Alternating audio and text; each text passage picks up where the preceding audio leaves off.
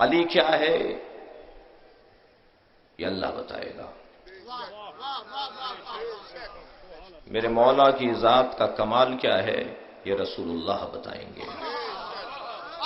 ایک عربی زبان شاعر نے 2 مصروں میں کہا ہا علی بشر کیف بشر. ہاں علی بشر ہے مگر کیسا بشر. ہا علی بشر کیف بشر ربہ فیہ تجلی وظہر. علی بشر ہے مگر یہ بھی تو بتاؤ کہ علی بشر کیسا ہے. علی وہ بشر ہے جس میں رب نے تجلی بھی کیا ہے اور ظہور بھی کیا ہے.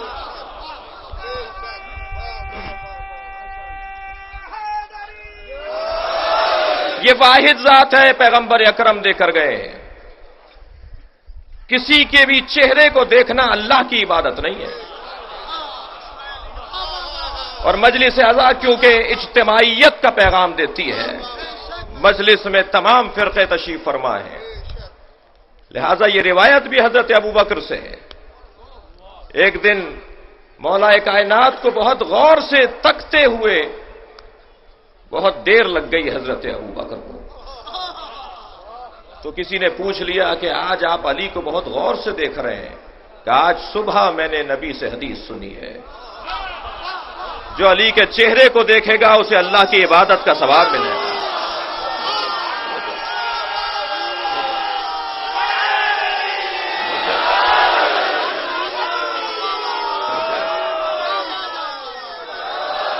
یہ وہ واحد ذات ہے کہ جس سے مدد لینے کے لیے آج یہ مجمع جمع نہیں ہے. یہ وہ واحد ذات ہے کہ جس کو اللہ نے اپنی مدد کا مظہر قرار دیا.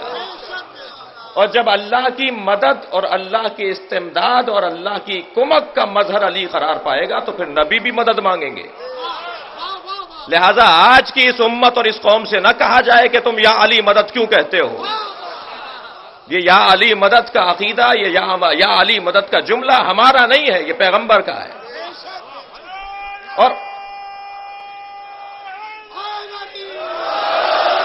اور ہم سے پوچھا جائے کہ ہم مولا سے مدد کیا سوچ کر مانگتے ہیں. تمہیں کس نے حق دیا ہے کہ یا علی مدد کہیں ہم؟ فیصلہ تم کرو. تم تو کہتے ہی نہیں ہو نا. یہ کیا بات ہوئی؟ مجھے تمیدی بیان سے گزرنے دیجئے. جی ہم کہیں یا علی مدد اور کہیں صاحب شرک ہو گیا. ہم سے پوچھو کہ ہم کیا سمجھتے ہیں مولا کو. ہمارا تو کلمہ بھی اللہ سے شروع ہوتا ہے، ہمارے عقیدے کا اختتام بھی اللہ پر ہوتا ہے. اگر ہم کہتے ہیں لا الہ الا اللہ تو وہاں بھی اللہ. اگر ہم کہتے ہیں محمد الرسول اللہ تو وہاں بھی اللہ. اگر ہم کہتے ہیں علی ولی اللہ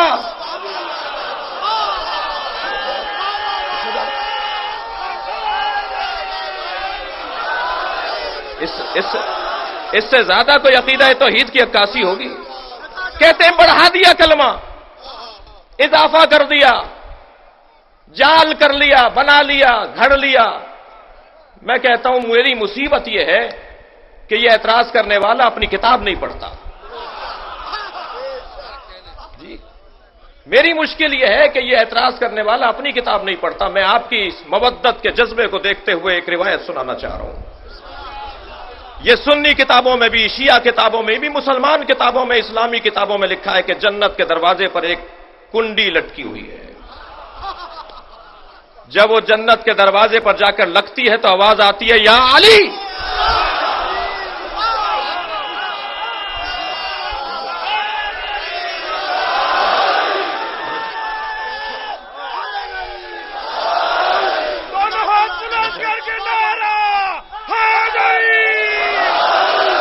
جنت کے دروازے پر بھی یا علی کی آواز آئے گی. اب مجھے نہیں معلوم کہ یہ جنت میں بھی جائیں گے یا نہیں. جی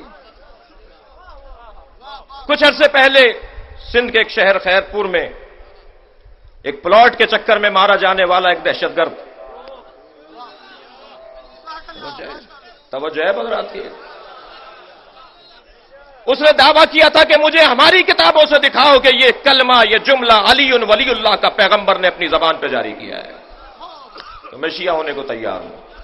ہمارے ایک عالم نے لاڑکانہ میں کتاب کھول کے دکھا دی، میرے بچے کتاب کا نام نوٹ کریں، فرائض السمتین، ہمارے بھائیوں کی کتاب ہے، اس کے اندر لکھا ہوا ہے کہ جنت کے 8 دروازے ہیں، اور ہر دروازے پر لکھا ہے لا الہ الا اللہ محمد الرسول اللہ علی ولی اللہ۔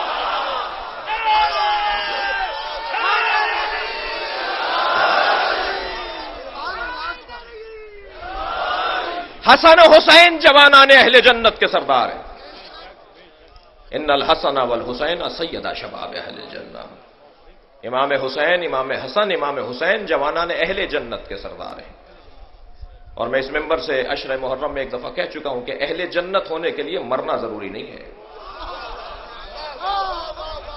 اہل جنت تو ہوتا ہی دنیا میں ہے بھئی، حدیث بہت سامنے کی ہے، عربی بہت سامنے کی ہے، ان الحسن والحسین سیدا شباب اہل الجنہ۔ یہ نہیں کہا پیغمبر نے کہ حسن و حسین جوانان جنت کے سردار ہیں، فرمایا حسن و حسین جوانان اہل جنت کے سردار ہیں، دنیا میں اہل جنت ہوں گے تو تبھی جنت میں جائیں گے۔ تو امام حسن،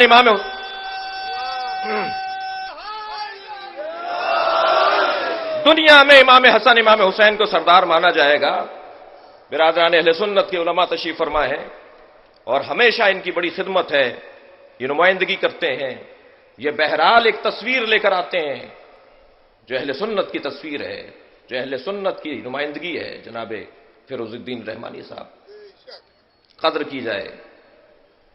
مجھے معلوم ہے کہ ان کے آنے پر انہیں کیا مشکل ہوتی ہے، لیکن یہ حب علی میں آتے ہیں۔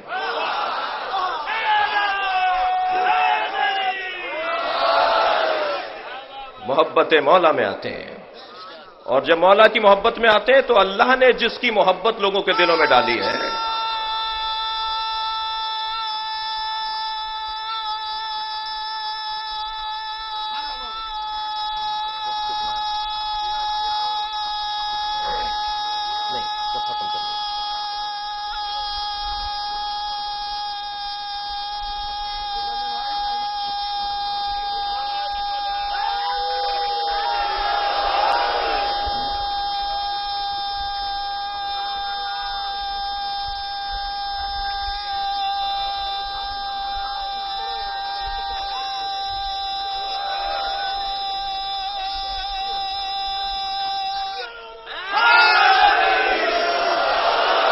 بھائی اتنا لمبا نعرہ جو لگائے گا تو بہرحال اس کو اس کا ثواب تو ملے گا، مگر وقت میرے پاس کم ہے۔ ان کی عقیدت میں کمی نہیں ہے، ان کی محبت علی میں کمی نہیں ہے، وقت تنگ ہے، بہت ساری باتیں کرنی ہیں، مولا کو بھی راضی کرنا ہے، اور جس سے علی راضی ہو جاتا ہے اس سے اللہ راضی ہو جاتا ہے، اور حالات پر بھی بات کرنی ہے، اور مولا کے آج مصیبت کا دن ہے، مصائب مولا علی بھی بیان کرنے ہیں۔ علی بشر کیف بشر، میرے مولا علی کی ذات مکمل معجزہ۔ اللہ نے نبی کو 2 معجزے دیے، ایک قرآن کی صورت میں، ایک مولا علی کی صورت میں۔ یہ حقانیت نبی پر دلیل ہے علی کی ذات۔ ابن ابی الحدید معتزلی اہل سنت کے عالم 30 جلدوں میں نہج البلاغہ کی شرح لکھ رہے ہیں، اور اس شرح کے اندر ایک جلد کو مخصوص کیا ہے کہ علی کو سمجھنا کسی بشر کے بس کی بات نہیں ہے، اور علی کو اس لیے نہیں سمجھا جا سکتا کہ علی جامع الاضداد ہیں، علی میں ضدیں جمع ہیں، کسی ذات کے اندر اگر ضد جمع ہو جائے تو اسے نہیں پہچانا جا سکتا، اور اللہ نہیں چاہتا تھا، اس لیے کہ میرے مولا کا ایک لقب ہے سرۃ اللہ، اللہ کا راز۔ جب اللہ کا راز ہے تو بندوں پر کیسے آیا ہوگا؟ تو اللہ جانتا ہے۔ یہ تو 1% سے بھی کچھ فیصد ہمیں بتا دیا گیا۔ فرمایا یا علی، اگر نبی فرما رہے ہیں یا علی میں اگر آپ کے فضائل بیان کر دوں تو نبی کا یہ جملہ نہیں ہے، لیکن نتیجہ بہرحال یہ نکلے گا کہ اللہ کے عقیدہ توحید پر حرف آئے گا۔ یہ واحد ذات ہے جسے پہچاننے میں بشر کا کام نہیں ہے. اللہ جانتا ہے یا رسول اللہ جانتے ہیں. میں نے آپ کے سامنے سورہ مبارکہ بقرہ کی 207 نمبر کی آیت تلاوت کی. وَمِنَ النَّاسِ مَن يَشْرِي نَفْسَهُ ابْتِغَاءَ مَرْضَاتِ اللَّهِ، اور لوگوں میں سے کچھ وہ ہیں جو اپنے نفس کو اللہ کی مرضیوں کے عوضوں پر رؤوف ہے. تمام تر کمالات مولا کائنات کے وہ علم علی ہو جس کا اندازہ نہیں لگایا جا سکتا، اس لیے کہ جب علی نے یہ کہہ دیا کہ میں زمین کے رستوں سے زیادہ آسمان کے رستوں کو جانتا ہوں. جب مولا کائنات نے ممبر پر سلونی کا دعویٰ کیا کہ مجھ سے پوچھو، سلونی سلونی قبل ان تفقدونی، مجھ سے پوچھو اس سے پہلے کہ تفقدونی، تم مر جاؤ. یہ ترجمہ نہیں ہوگا کہ اس سے پہلے کہ میں مر جاؤں. علی مرنے کے لیے پیدا ہی نہیں ہوا. میرے مولا مرنے کے لیے پیدا نہیں ہوئے. مولا آج بھی زندہ ہے. میں کہتا ہوں علی ابن ابی طالب کی حیات کا ایک جلوہ یہ مجمع ہے. حیات حیدر کرار کا جلوہ، یہ ایک جلوہ ہے. یہ جو مجلس ہے، یہ جو ابھی جلوس نکلے گا، اس کے 4 برابر اور 10 برابر ابھی جلوس میں لوگ ہوں گے. یہ ایک جلوہ ہے علی کی حیات کا. یہ واحد ذات ہے جس سے محبت اللہ نے دلوں میں ڈالی ہے. پروردگار عالم سیجعلہم الرحمن لہم ودا، لوگوں کے دلوں میں اللہ محبت ڈالتا ہے کسی کے لیے.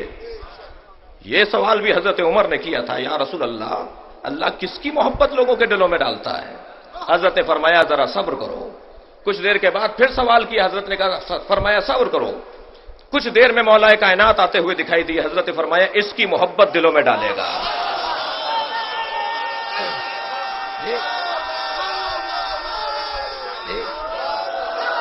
میرے مولا علی کی محبت اللہ نے دلوں میں ڈالی ہے، اور جس کی محبت اللہ دلوں میں ڈالتا ہے وہ کوئی نکال نہیں سکتا. مجھے کہنے دیجئے یہ دھمکیوں سے یہ مجمع کم نہیں ہوگا. یہ جو 3-4 دن سے ٹی وی چینلز کے اوپر جلوس کے روٹ کے مختلف مرحلوں کو حساس قرار دینے کی باتیں ہو رہی ہیں، مجمع تصور سے زیادہ ہے. اور یہ مجمع، یہ مجلس میں شریک لوگ جو ہزاروں کی تعداد میں ابھی مجلس میں بھی موجود نہیں ہے، شاہراہوں پر انتظار کر رہے ہیں. اطراف کی گلیوں اور شاہراہوں کے اوپر لوگ بیٹھے ہوئے آواز کو سن رہے ہیں. اس ممبر کا تقاضا ہے کہ اس کی آواز بہت دور تک لے جائی جاتی ہے، لہذا بہت سارے لوگ یہاں تک نہیں پہنچ پاتے مگر مجلس میں شریک ہوتے ہیں. کوئی مجمع میں کمی نہیں آئی. میں ایک جملہ تکرار کر رہا ہوں، جب مرنے والے تیار ہیں تو مارنے والوں کو کیا پریشانی ہے؟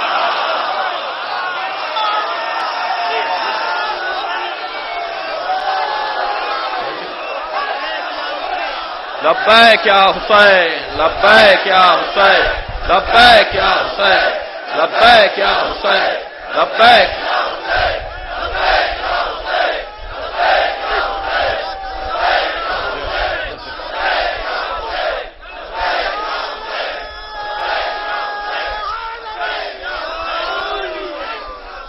بہرحال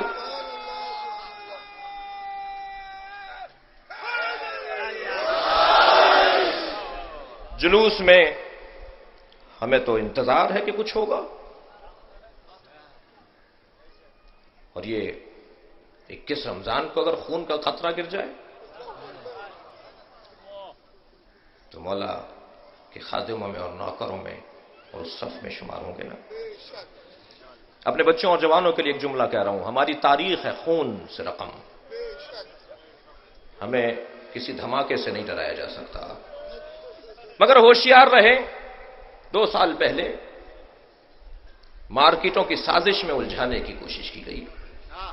وہ ہمارا کام نہیں تھا، اس لیے کہ دھماکے سے 2 منٹ پہلے مارکیٹیں جلنا شروع ہو گئی تھی. تحقیق دے رہا ہوں، دھماکہ ابھی 2 منٹ بعد ہوگا اور مارکیٹیں 2 منٹ پہلے 3 منٹ پہلے جلنا شروع ہو گئی تھی. یہ 2 ٹیمیں تھیں جن میں آپس میں ہم آہنگی تھی.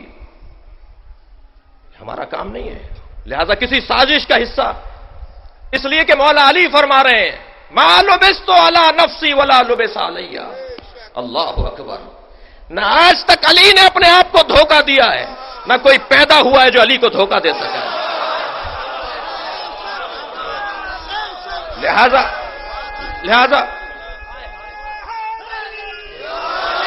علی کے چاہنے والوں کو کوئی دھوکے میں نہیں رکھ سکتا. ہمیں پتا ہے کہ اس ملک میں کیا کیا سازشیں ہو رہی ہیں.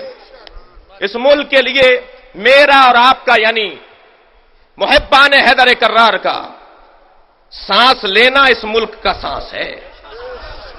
اگر میں سانس لینا بند کر دوں گا یعنی آپ سانس لینا بند کر دیں گے تو یہ ملک بھی سانس لینا بند کر دے گا. ہم اس کے ضامن بھی ہیں, ہم ان کے محافظ بھی ہیں, ہم اس کے بانی بھی ہیں. بانی ہونا تو پرانی بات ہو گئی, آج ہم اسے بچا رہے ہیں. ہمارا خاموش رہنا ہی تو اس کو بچا رہا ہے, ہمارا بدلہ لنا لینا ہی تو اس کو بچا رہا ہے. کبھی آپ نے دیکھا اتنے بڑے بڑے دھماکے ہوتے ہیں, کھوپڑیاں ملتی ہیں, کسی شیعہ کا سر ملا, کسی مولا کے چاہنے والے کا سر ملا؟ نہیں عزیزان گرامی, ہماری تو یہ ہماری لائن نہیں ہے, ہمارا یہ موضوع نہیں ہے, ہماری یہ تربیت نہیں ہے. اور ہم نے تو اپنی بقا کا سامان مظلومیت میں تلاش کیا ہے. لہذا یہ ذہن میں رہے, وَمِنَ النَّاسِ مَن يَشْرِي, لوگوں میں سے کچھ ہیں جو اپنے نفس کو بیچ دیتے ہیں.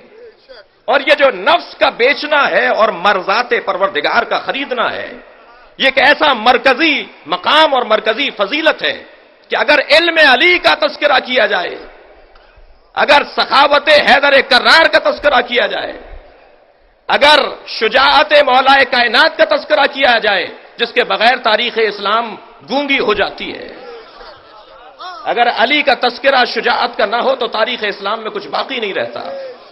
اگر مولا کائنات کی جنگ بدر سے لے کر اور جنگ نہروان تک کی تاریخ نہ دیکھی جائے, اور وہ حیدر کرار جس نے 25 سال کے بعد جب ذوالفقار اٹھائی, اور پہلے سال اور دوسرے سال میں جب لوگوں نے کہا کہ علی تلوار نہیں اٹھا رہے, علی کے بازوؤں میں دم نہیں رہا, ذوالفقار میں کاٹ نہیں رہی, 24 سال کے بعد وہی ذوالفقار چلی. اس وقت میرے مولا 60 سال کے تھے, جس وقت میرے مولا 25 سال کے تھے وہی طاقت تھی, جس وقت میرے مولا 60 سال کے تھے وہی طاقت تھی. تم نے عمروں میں طاقتوں کو کیوں ناپا ہے؟ یہ قدرت پروردگار کا جلوہ ہے. یہ ماں کی گود میں بھی ہوگا تو کلہ اجدر کو چیر کر بتائے گا.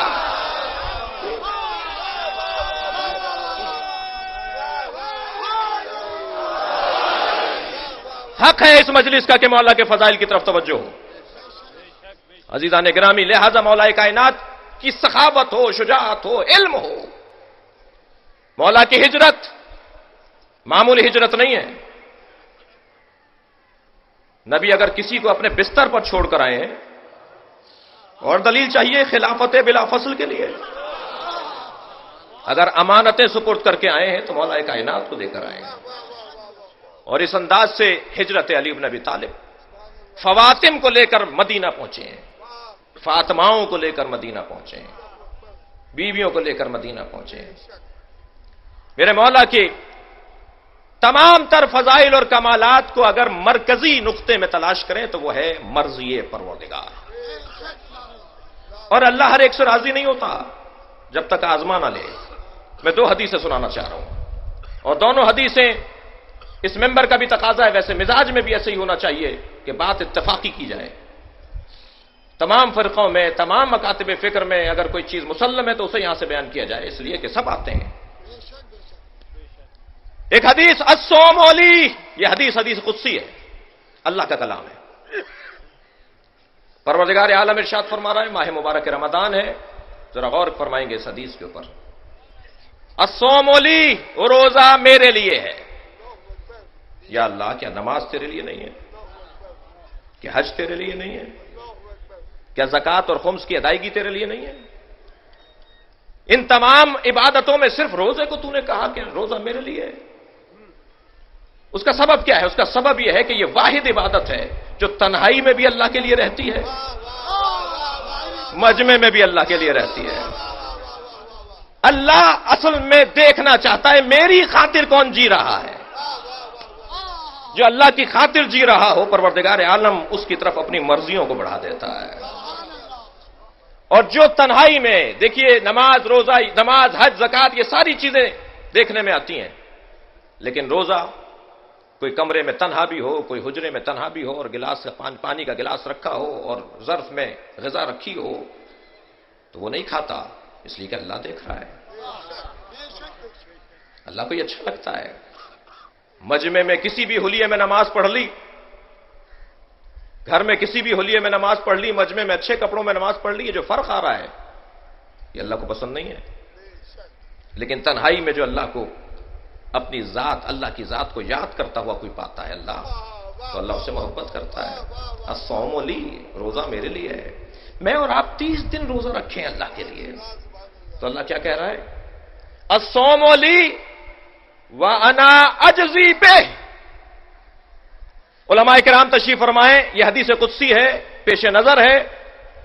یہ جو اجزی بہ ہے اس کے 2 اعراب دیے ہیں، اجزا بہ اور اجزی بہ. دونوں کا ترجمہ کرنے دیجیے مجھے، اس لیے کہ اعراب نہیں لگائے جاتے تھے، اور پھر مفسرین نے اور پھر شارحین نے اور پھر عرفا نے اس کی تشریح کی ہے. اللہ کہہ رہا ہے الصوم لی، روزہ میرے لیے ہے، روزہ میرے لیے ہے. انا اجزی بہ، میں خود اس کا اجر دوں گا. میں کسی فرشتے سے نہیں دلواؤں گا، میں کسی ملک سے نہیں دلواؤں گا، میں خود دوں گا. جب کام میرے لیے ہے تو اجر بھی میں دوں گا. اور ایک اعراب یہ دیا گیا ہے کہ انا اجزا بہ، روزہ میرے لیے ہے. اللہ اکبر، ذرا ترجمے پر غور کریں گے. روزہ میرے لیے، میں خود اس کا اجر بن جاؤں گا. جو میرے لیے 30 دن روزہ رکھے اللہ اس کا ہو جاتا ہے جس علی کی ساری زندگی اللہ کی خاطر گزری ہو. وہ اللہ کے لیے اور اللہ اس کے لیے. لہذا اب اللہ اپنی مرضیوں کو دے رہا ہے، اور مرضی بھی نہیں، مرادات. ایک مرتبہ بھی نہیں. کیا صاحب ایک مرتبہ یہ آپ موقع استعمال کر سکتے ہیں، قلمدان استعمال کر سکتے ہیں؟ کہا نہیں علی، ساری زندگی تم نے بستر پیغمبر پہ سو کر، جی لیٹنا تو اختیاری تھا، سونا تو اختیاری نہیں تھا. میرے مولا نے سو کر بتایا جو اپنے اعصاب پر مکمل قابو رکھے وہ علی بن ابی طالب ہے. میں خود اس کا اجر بن جاؤں گا، میں خود اس کا اجر بن جاؤں گا. اور جب اللہ خود اس کا اجر بن جائے گا تو اس کو اگر ایک اور زاویے سے دیکھا جائے تو اللہ جب اس کا اجر بن جائے گا تو اب اس کا ہاتھ اللہ کا ہاتھ ہوگا، اس کی زبان اللہ کی زبان ہوگی، اس کی آنکھ اللہ کی آنکھ ہوگی، اس کا کان اللہ کا کان ہوگا. اچھا یہاں پر بھی عرفا نے لکھا ہے کہ بعض احادیث میں آیا ہے کہ اللہ کا ہاتھ اس کا ہاتھ، بعض میں آیا اس کا ہاتھ اللہ کا ہاتھ. یہ برابر نہیں ہے، یہ ایک جیسے نہیں ہے، دونوں ایک ہی بات نہیں ہے دونوں. بعض جگہ کہا گیا ہے کہ اس کا ہاتھ میرا ہاتھ ہو جائے گا، ہاتھ علی کا رہے گا، منسوب اللہ سے ہوگا. لیکن بعض اوقات کہا گیا اللہ کا ہاتھ اس کا ہاتھ ہو جائے گا. جہاں بندہ اپنی مرضی اور اپنی مزاج اور اپنی خوشی کی خاطر نہ جیتا ہو، صرف اللہ کی خاطر جیتا ہو، تب اس کا ہاتھ اللہ کا ہاتھ نہیں ہوگا، اللہ کا ہاتھ اس کا ہاتھ ہوگا. اور جب اللہ کا ہاتھ اس کا ہاتھ ہوگا تو اب اس ہاتھ سے مدد مانگی جا رہی ہے، اس لیے کہ وہ ید اللہ ہے. یہ روایت اس ممبر سے علامہ طالب جوہری بیان کر چکے ہیں، اور میں پڑھ رہا ہوں کہ ایک شخص نے آ کر حضرت عمر سے احتجاج کیا، شکایت کی بقول بعض لوگوں کے کہ مجھے علی نے تماچا مار دیا. بہرحال جو ہے وہ میں بول رہا ہوں، اور سند اور درایت اور روایت کی تو بحث ہی نہیں ہے اور بات وقت بھی نہیں ہے. قریب گئے اور فرمانے لگے یا علی آپ نے اس کو ہاتھ مارا ہے. حضرت فرمایا طواف کرتے ہوئے نامحرم کو گھور رہا تھا. تو اس پٹنے والے سے حضرت عمر نے کہا کہ عین اللہ نے دیکھا تھا، ید اللہ نے مارا ہے.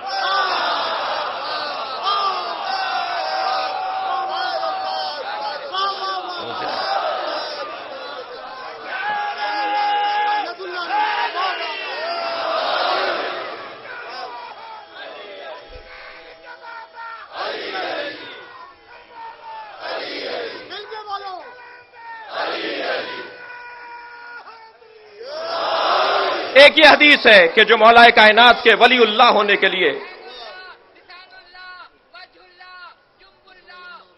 مختصر کر دیجئے، بڑی عنایت.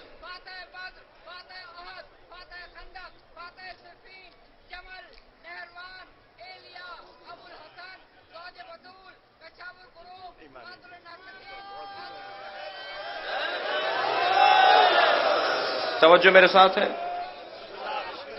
تھوڑا سا میری ذمہ داریوں کو بھی محسوس کریں. اللہم صلی علی محمد. ایک اور حدیث، یہ بھی حدیث قدسی ہے.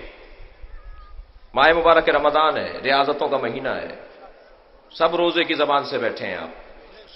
کتنی اچھی عبادت ہے کہ دہن روزہ کے ساتھ یا علی کی آوازیں آ رہی ہیں.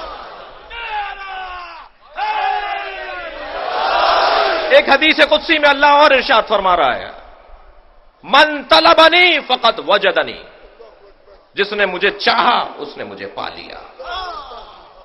ومن وجدنی فقد عرفنی، اور جس نے مجھے پا لیا اس نے مجھے پہچان لیا. ومن عرفنی فقد احبنی، اور جس نے مجھے پہچان لیا وہ مجھ سے پھر محبت کرتا ہے.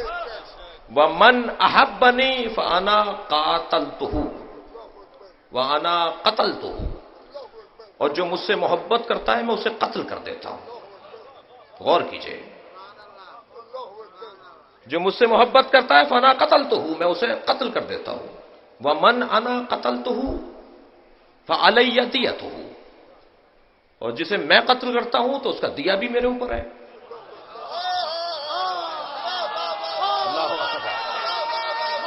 جی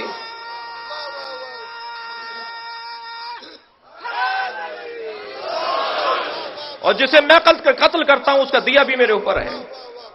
وَأَنَا دِيَتُهُ، اور میں خود اس کا دیا بن جاتا ہوں. اب وہ سوچتا ہے گویا میں کہہ رہا ہوں، وہ کہتا ہے گویا میں کہہ رہا ہوں، وہ دیکھتا ہے گویا میں دیکھ رہا ہوں.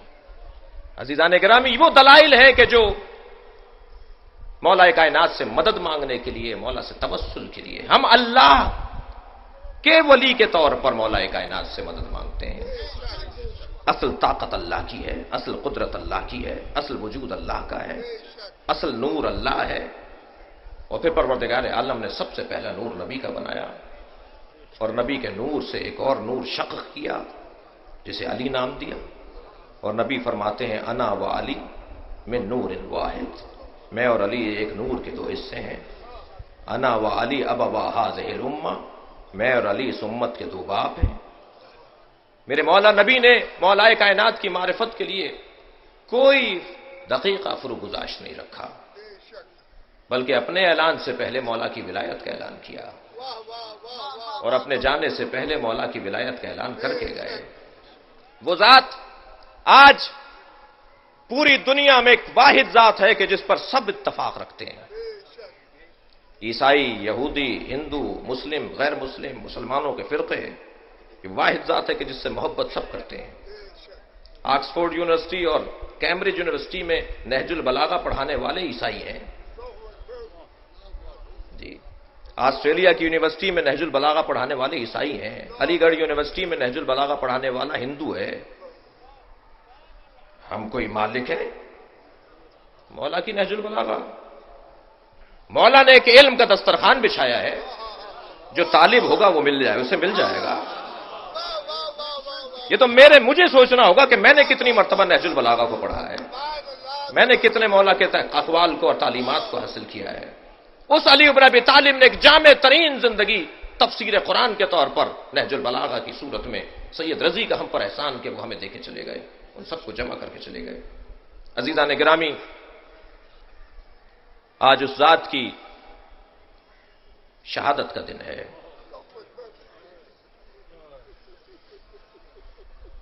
کہ جس کو پہچاننا اللہ اور نبی کے علاوہ کسی کی بس کی بات نہیں ہے.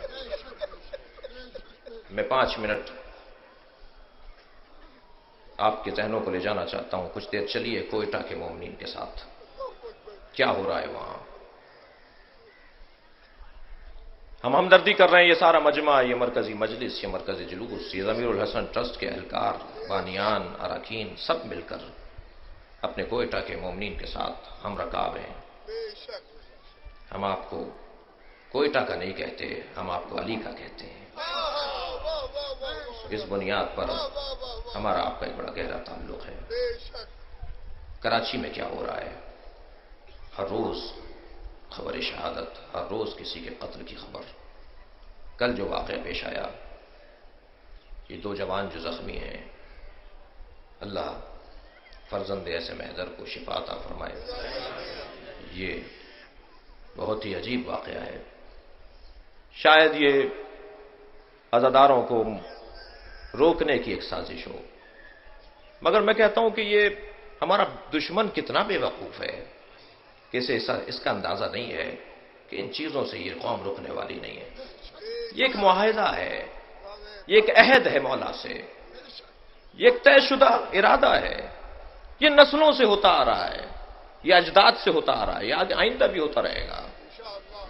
لہذا ان چیزوں سے کوئی متاثر ہونے کی بات نہیں ہے۔ کچھ دیر کے لیے شام بھی چلیے، سازش ہو رہی ہے شام میں، اگرچہ وہاں کی حکومت کو بھی متنبع کریں گے ہم کہ جو آپ کی غلطیاں ہیں ان کا ازالہ کریں، لیکن ہمیں معلوم ہے کہ وہاں سازش ہو رہی ہے، اس لیے کہ یہ واحد حکومت ہے اس دہانے پر بیٹھی ہے جو اسرائیل کے مقابل ہے۔ حزب اللہ کی بہترین مددگار حکومت ہے، عالم اسلام کی بہترین مددگار حکومت ہے۔ اگر یہ حکومت منحل ہوتی ہے خدا نخواستہ تو کون پسند کا حکمران لا کر بٹھایا جاتا ہے، اور اس کے بعد وہ بند ٹوٹے گا، اور پھر وہ نقشہ جو اسرائیل کے ذہن میں ہے، اللہ اس مکر اور فریب کو اپنے منصوبوں سے ختم کرے، اور وہ بہت خطرناک منصوبہ ہے۔ البتہ ہمیں اللہ پر بھروسہ ہے، اور اللہ کے کام ہیں۔ لہذا شام کی موجودہ حکومت یا اسد خاندان کی حکومت یہ ہمیں عزیز ہے۔ بحرین میں کیا ہو رہا ہے؟ اب تک مسلسل شہادتیں جاری ہیں۔ برما میں کیا ہو رہا ہے؟ برما کے حوالے سے بہت سے لوگوں کو شاید نہیں پتا، ایران نے اپنا سفیر واپس بلا لیا ہے۔ میں ایک مطالبہ آپ کے توسط سے اور آپ کے ساتھ مل کر پاکستان کی حکومت سے کروں گا، اور آپ سے توقع ہے کہ آپ اور ہم سب مل کر یہ ایوان بالا تک، ایوان صدر تک اور مرکز تک اور اسلام آباد تک یہ آواز پہنچائیں کہ پاکستان کی حکومت برما میں مارے جانے والے مسلمانوں کے قتل عام کے عوض کم سے کم اپنا سفیر واپس بلائیں۔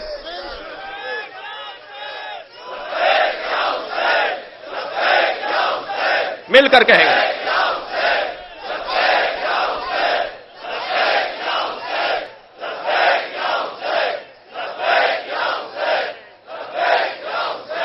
پاکستان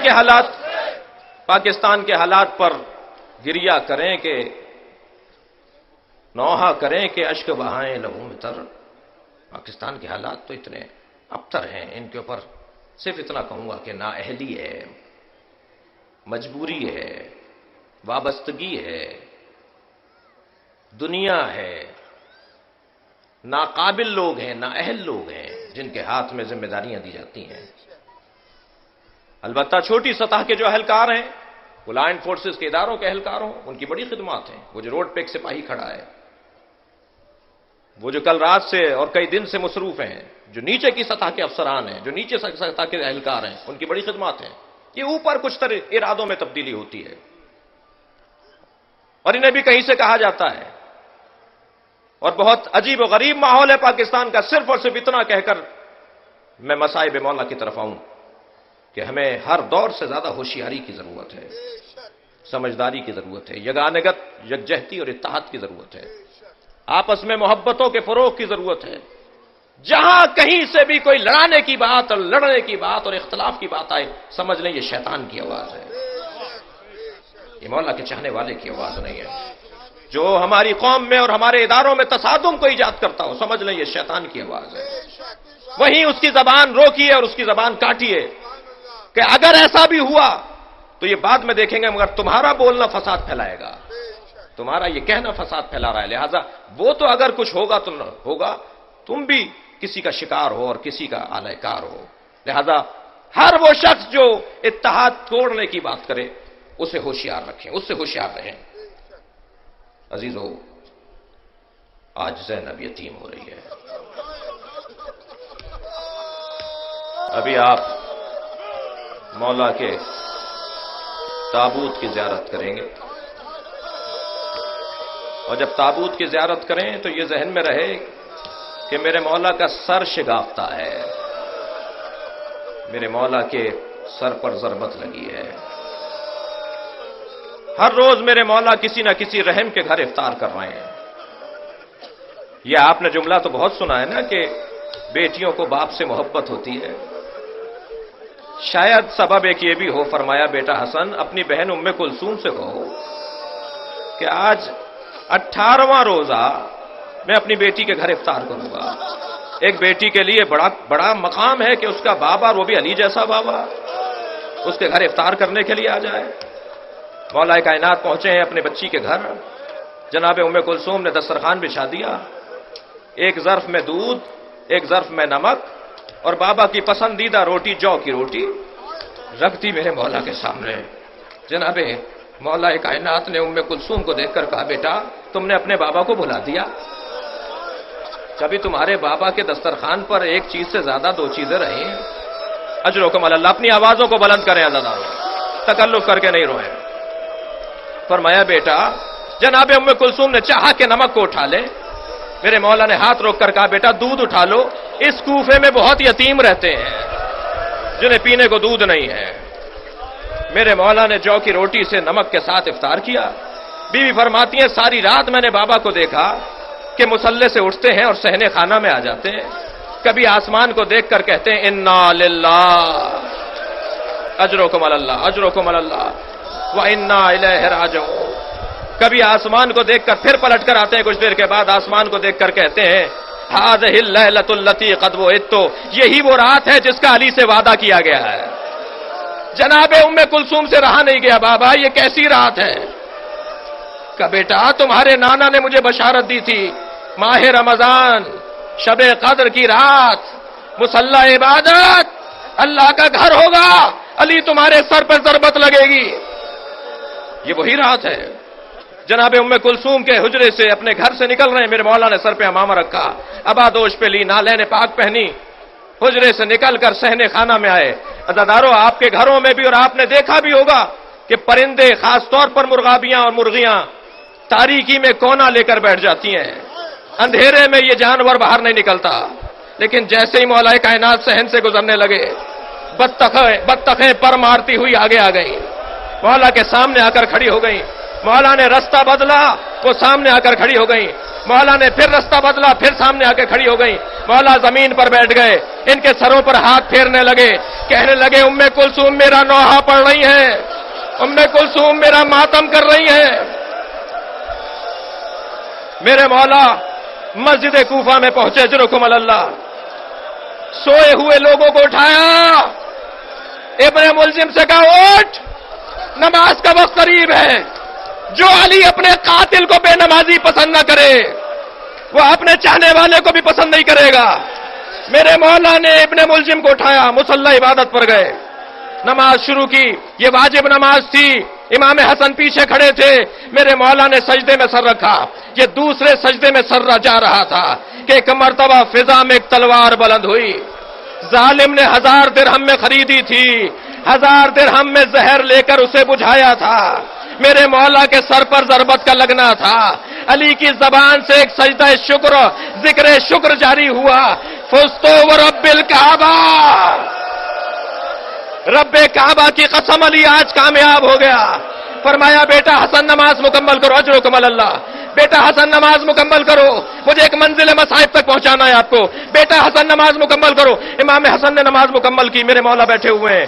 میرے مولا کے سر سے خون بہ رہا ہے. جب نماز مکمل ہو گئی تو مولا کو نالین جناب عباس پہنا رہے تھے. میرے مولا علی کو نالین حضرت عباس پہنا رہے تھے. مولا امام حسن نے کمر میں ہاتھ دیا تاکہ بابا کو سہارا دے کے کھڑا کریں. ایک بازو امام حسین نے تھاما، ایک بازو محمد حنفیہ نے تھاما. سب بچوں نے اپنے بابا کو بلند کیا. ابھی 4 قدم چلے تھے، فرمانے لگے میرے قدم سے مجھے چلا نہیں جا رہا، مجھے کسی چادر پر لٹا دو، مجھے گلم پر لٹا دو اور مجھے اٹھا کر لے کر چلو. جب چادر پر لٹا کر، گلم پر، قالین پر لٹا کر مولا کو لے کر چلنے لگے تو مولا علی علیہ السلام نے عزادارو گریا ہوگا اس روایت کے اوپر. جب مولا نے دیکھا کہ حسین کی آنکھوں سے آنسو ٹپک رہے ہیں تو مولا کا ہاتھ پکڑ کر کہا بیٹا حسین رو نہیں، بیٹا کتنے چاہنے والے آئے ہوئے ہیں. ایک مرتبہ جناب عباس کو دیکھا کہ رو رہے ہیں، بلا کر کہا عباس گریا نہیں کرو، کتنے چاہنے والے آئے ہوئے ہیں. امام حسن سے فرمایا بیٹا حسن گریا نہیں کرو، دیکھو جو حق کی خاطر جیتا ہے اسے یہ دن دیکھنا پڑتا ہے. میرے مولا نے اپنے بچوں سے کہا گریہ نہیں کرو. سارے رستے جو علی بیٹوں کو روکتا رہا, گریہ نہیں کرو. وہ زینب کو دیکھ